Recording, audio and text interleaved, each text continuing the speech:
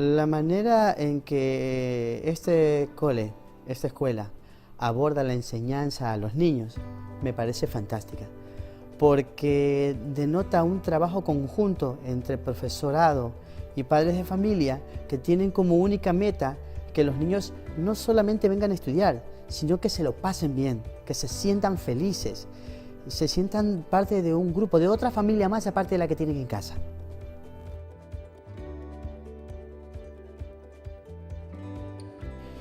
La participación de nosotros los padres de familia dentro del colegio aporta muchos beneficios. Me encanta que la gente se implique, que el barrio esté presente, que las personas que sean familiares de los estudiantes, aunque no sean papá o mamá, también estén integrados en esto, porque nos ayuda a crecer a todos. Y como todos estamos trabajando para que los nenes se desarrollen aún, mientras más mejor.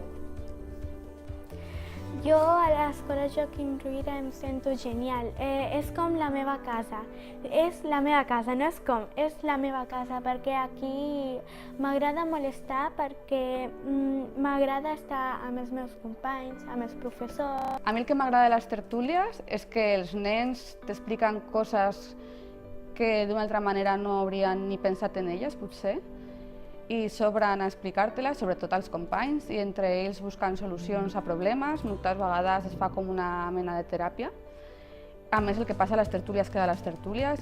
El que més m'agrada en els grups interactius és com interactuar amb els meus companys, que treballem molt en grup, interactuem, fem la resposta, però la resposta la diem entre tots, no només la diu un i l'escrivim.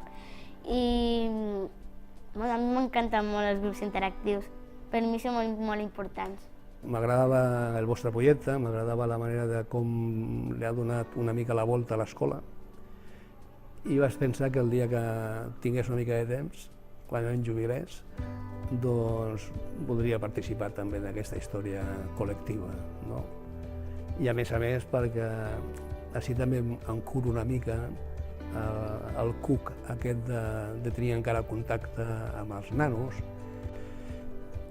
Jo penso que és, encara que està molt repetit i es diu molt, aquest valor afegit del fet que entrin les famílies, voluntaris. Jo penso que és allò del proverbi africà, aquell proverbi africà que tant utilitzem, no? Que per educar una criatura hace falta tota la tribu.